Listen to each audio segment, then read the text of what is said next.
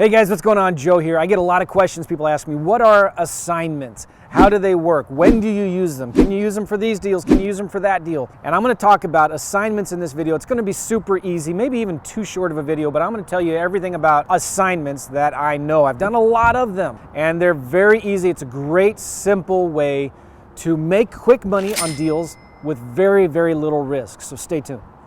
So I was doing a coaching call this morning with my land coaching clients, and some of them were asking me, hey, how does an assignment work on a land deal? Because some people are in different spots, right? They're in this place where they want to do a land deal, but they're worried that they don't have the money or can't get access to the money to double close on it. Now, sometimes, when we're wholesaling properties, right? If you don't know what wholesaling is, real quick, it's when you get a property under contract at a certain price, and then you sell that contract to somebody else at a higher price. Now, there's different ways to do that.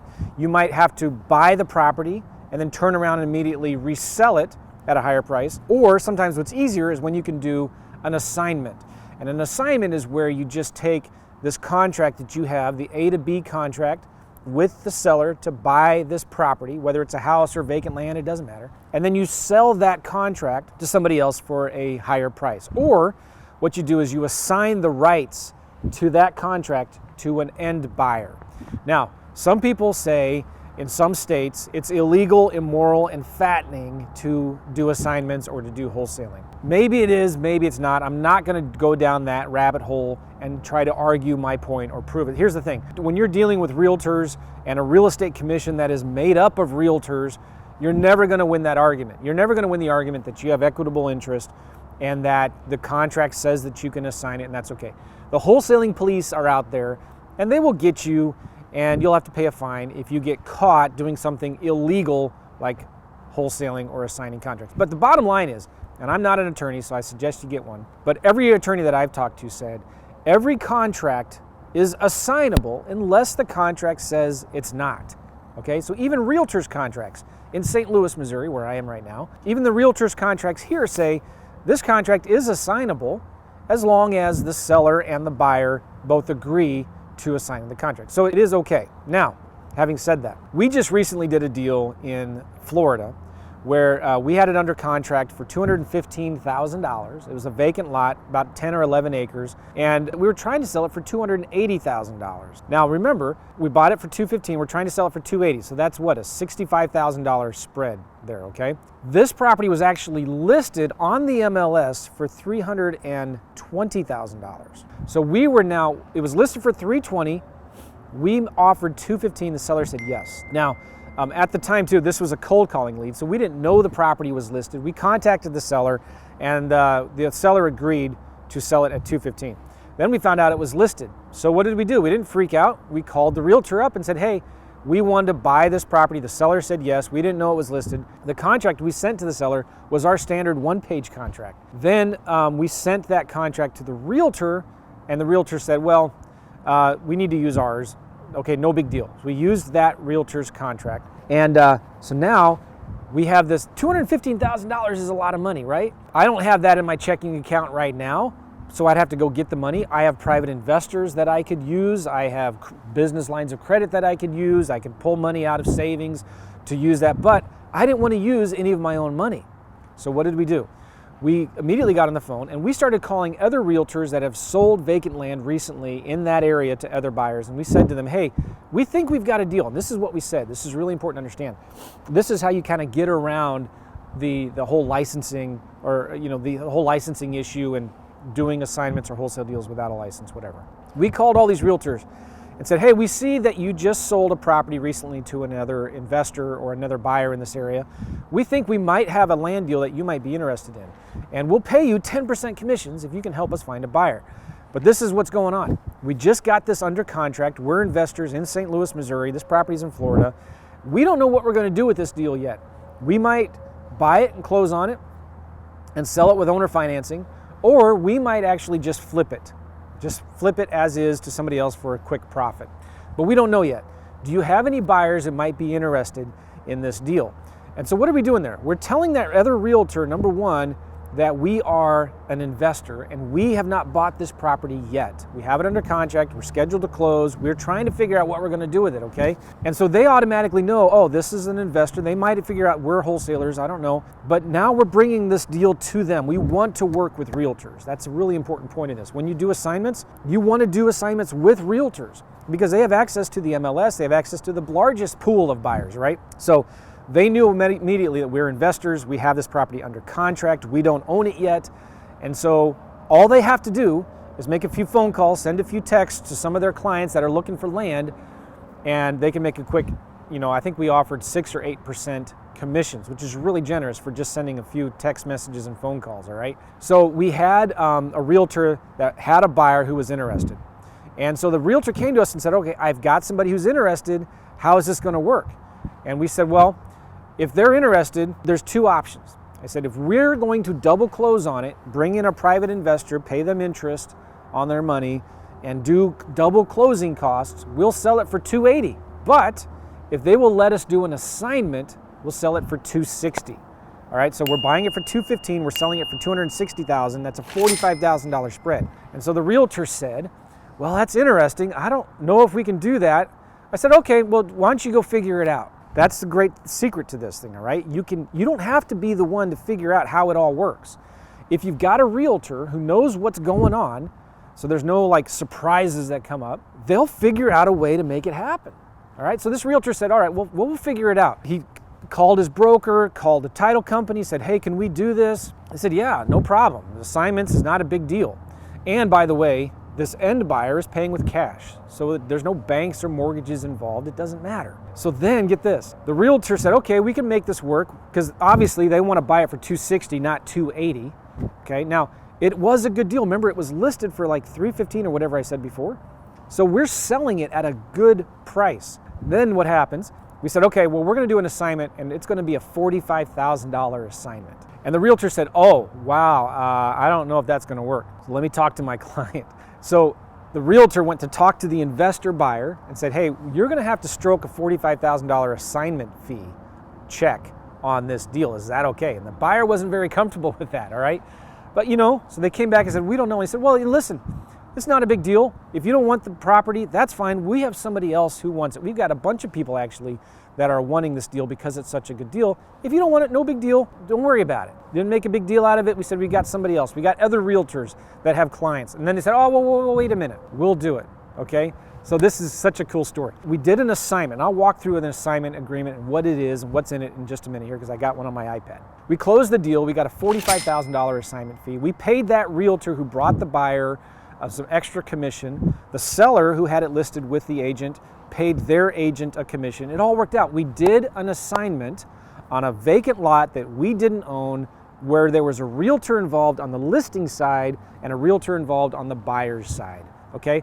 But here's the thing. We didn't have any title companies that we knew in advance that would do these kinds of deals there. The realtors had probably never done an assignment with wholesalers before, that we didn't pretend to know everything. We just said, here's a good deal, we can buy it for this, we want to sell it for this, and can you help us figure out how to do it? And we did. Our net at that deal was about $36,000, okay? I think I did a video on that earlier.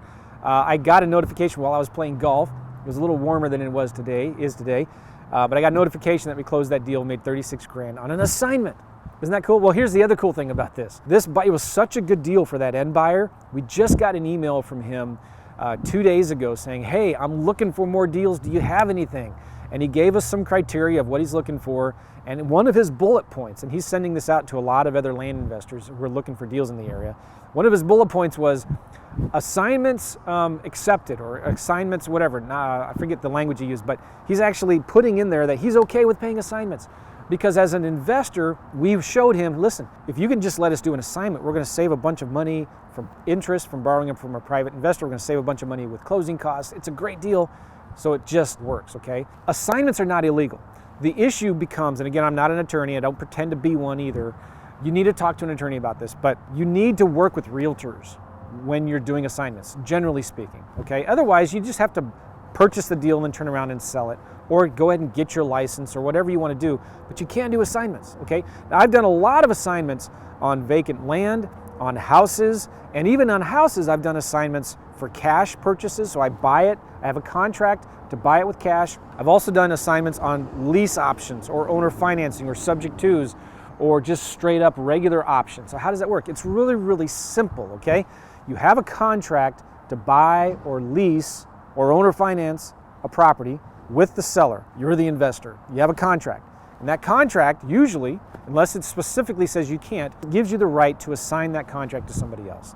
And there's a one-page contract that we use when we do assignments, okay? And I'm gonna walk through this. By the way, you can get this for free, simplelandkit.com, all right? Simplelandkit.com, you can get this contract for free. It's a one-page assignment agreement, and it's very, very simple. And sometimes what I do is when we're doing an assignment, when I'm talking to a realtor and I'm talking to a title company, I say, hey, this is normally what we do, but I don't know how you do it there in your area, so can you help me with this? I don't come to them, I might fill this out, send it to the title company, send it to the realtor, and I say, this is what I normally use.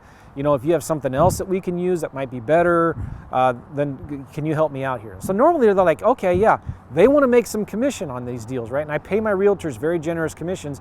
They will figure out a way to make it work. That's above board, that's legal, using their paperwork, all of that stuff. You don't have to worry about how all the paperwork works. That's my main point I'm trying to say here, okay? You don't have to know how all the steps work. You just go to these realtors and title companies and other investors and say, hey, I think I've got a good deal here, and I think it'd be best if we did an assignment. It saves everybody a bunch of money. How do you suggest we do it? So this is a contract. There's only two people that signs this, okay? It's a really simple. You have the assigner and the assignee. The assigner is you, the investor. You're the one that is giving the assignment. You're the giver of the assignment. That's how I remember it, the assigner, the giver. And then there's the assignee. That's the one receiving the option agreement, right? So there's usually an assignment fee of $5,000, $10,000, $45,000, okay? And that goes on the assignment fee part. And this is where you say the date. This is a date made between the assigner, which is you, the investor, and the assignee is the end buyer that you're assigning that deal to. There's two things that you assign, typically. The assignment of the contract, and in this you reference that contract. You reference, okay, so this contract for a fee of $5,000, we're assigning this contract dated, December 14th, and we're assigning it to you for a fee, for an assignment fee of $5,000, $10,000. And by the way, when does that money get transferred and paid? At the closing, and I'll talk about that in a minute. The second thing you assign is the earnest money. And this is, so if you put down $5,000, $500 earnest money on that transaction, on that deal, that also gets assigned to the end buyer, okay? And then you sign it and the person you're assigning that contract to signs it. It's a simple one-page agreement. Again, go to simplelandkit.com to see. I have two assignment agreements in there. Then what do? You just send that to the title company with your A to B contract and the assignment agreement with your end buyer, the investor that's buying the deal. You give that to the title company and say, hey, here, this is what we're trying to do. Is this good enough? Is this okay? The realtor may have another document they need you to sign or something like that. That's it. So just to kind of summarize what we're talking about here is you're going to now have an assigner, you sign the contract, the assignment agreement, and you're going to have the assignee, the end buyer, sign it. Now sometimes what I've done before is I've also had the seller sign the assignment agreement. And sometimes realtors require that. Not a big deal, okay? So the way I explain that to the seller, and I used to do this a lot on lease options. I'd have a lease option agreement with the seller, and then I would assign that lease option agreement to a tenant buyer, and then I'd be done and out of the deal. But I would tell that seller up front, this is what's going to happen. And I would let them know at the beginning, I may or may not be the one that actually closes this transaction. I might actually assign my contract to somebody else. Is that going to be a problem? I just let them know right up front. Also, I have disclosures in my main contracts with the seller that says I have the right to assign this to somebody else. So you don't always have to have the seller sign the assignment agreement, but sometimes it might be a good idea. Now, when it comes time to where they actually have to sign the assignment agreement, they might ask, well, what's going on here? What's this all about? You just need to remind them, Mr. Seller, I gave you an agreement to buy your property or to lease your property or whatever for $50,000, $100,000, and that's still happening. I promise that we're going to close on the 5th of January. That's still going to happen. I'm just bringing in my money partner. I call him my money partner in with me on this deal. And in order for this to work for him, in order for you to get your money, in order for you to close like when we said we would, he needs to do this assignment agreement. So you can kind of almost put the blame on your end buyer investor in a good sense, right? And say, in order for the money part of this to work, my money partner, we need to do an assignment. That's all. It's not a big deal. Here, go ahead and sign this right here. We'll get it taken care of right away. So, you see what I'm saying? It's very, very simple. Especially when your title company's now involved, this makes it easy. All right, one more thing I'll say about this. One of the best ways to do assignment agreements is with options, okay? Sometimes you get a seller that wants way too much for their property, but it still might be a good deal, or it's in an area where you don't have a lot of buyers, or maybe it's a really, really large property and you don't have $500,000 to buy this, 100-acre piece of land or whatever. You can give the seller an option agreement. And this is what I like to do. I'll tell the seller, hey, listen, I don't know if I want to buy this property for $500,000, but I might know somebody else who would buy it for $500,000. So what I want to do is I have a 6-month option agreement here. It's an option. It just says for $500, I have the option to buy this property for $500,000 sometime in the next 6 months, okay? So what we need to do, if you can sign this option agreement with me, I'm gonna go find somebody else who might buy this property for 500 grand. And I will just, when I find somebody else, if I do, I will just sell this assignment agreement to them, and that's how I'll make my profit. Is that okay? Is that fair? Never had a seller say no to that, okay?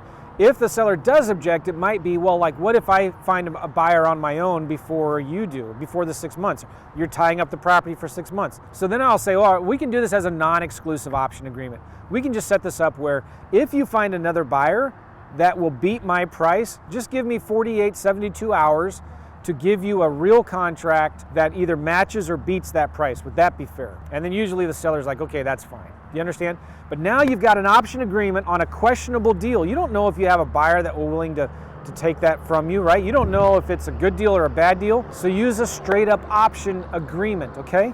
It's a 1-page option agreement. And then when you find that end buyer, you do that simple 1-page assignment agreement and you assign the option to that guy. Now you give that to the title company or you give it to the realtors and you say, here we go, we got this deal. I have an option. I'm assigning this option for $25,000 to this guy.